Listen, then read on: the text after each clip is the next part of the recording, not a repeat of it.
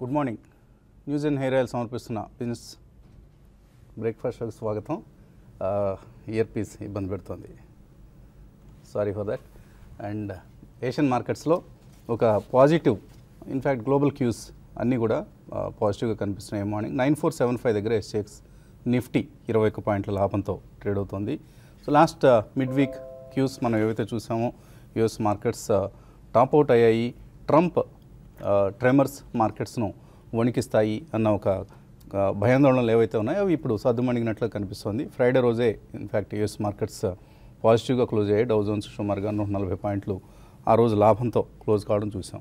So thanks to the dearth of asset classes, ఇంక ఏ ఇతర asset classes లేవు in fact world wide, not just in India.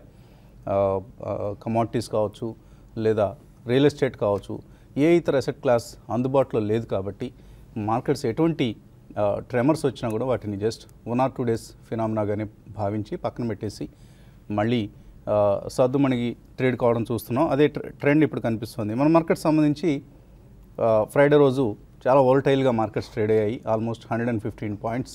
Nifty లో నుంచి recover అయ్యి ఫ్లాట్గా క్లోజ్ కావడం చూసాం. అండ్ ఇది ఈ వారం ఎక్స్పైరీ వీక్ ఇది. సో ఎక్స్పైరీ ఫ్యాక్టర్స్ కొంత పనిచేస్తాయి. థర్స్డే ఎక్స్పైరీ ఉంది కాబట్టి.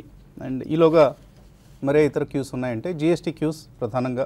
So GST cues neutral to పాజిటివ్గా ఉండడం మనం చూస్తున్నాం.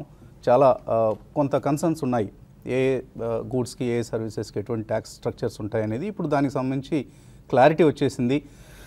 మనందరికీ తెలుసు ఇక ఈ సెక్టర్కి సంబంధించి ఇది రాబోయే రోజుల్లో ట్యాక్స్ అన్నది. సో ఆ సర్టెనిటీ చాలా ఇంపార్టెంట్.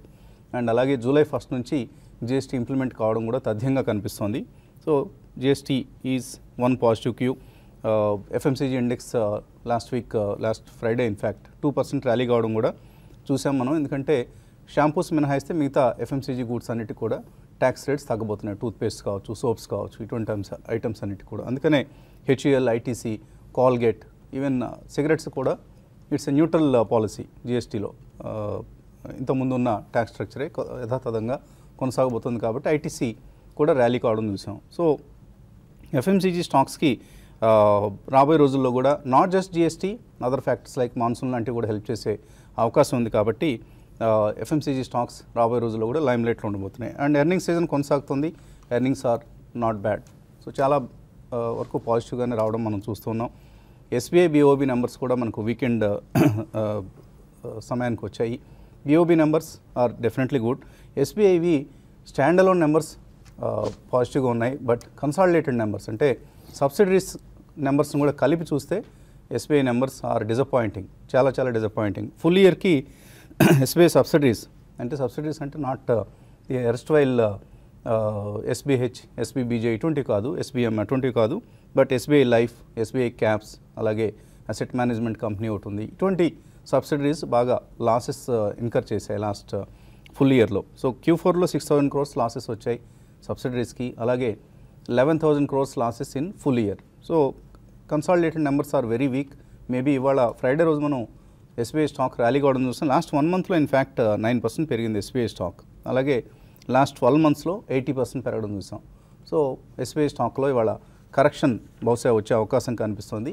బట్ దీన్ని ఇగ్నోర్ చేసి మరీ ఎస్బీఐ స్టాక్ను కొంటే చెప్పలేం. అదర్వైజ్ ఎస్బీఐ స్టాక్ సంబంధించి నెగిటివ్ క్యూసే మనకు ప్రస్తుతానికి కనిపిస్తున్నాయి.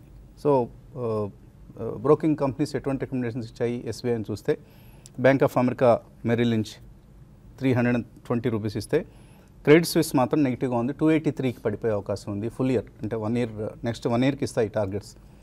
అలాగే కొన్ని నోమ్రా లాంటి సంస్థలు 380 వరకు కూడా టార్గెట్స్ ఇవ్వడం అనేది చూస్తున్నాం. సో మిక్స్డ్ సెట్ అని చెప్పుకోవచ్చు. ఎందుకంటే ఎస్బీఐ గురించి ఎందుకు ఇంత ఎక్కువగా మాట్లాడుకుంటున్నాం అంటే it's the largest bank in the country, banking సెక్టర్ని లీడ్ చేసే బ్యాంక్ కాబట్టి. సో ఇటువంటి క్యూస్ మన ముందున్నాయి. ఇంకా ఇతర ఏ క్యూస్ ఆధారంగా మార్కెట్స్ ట్రేడ్ కాబోతున్నాయో చెప్పేందుకు అనలిస్ట్ సిద్ధంగా ఉన్నారు.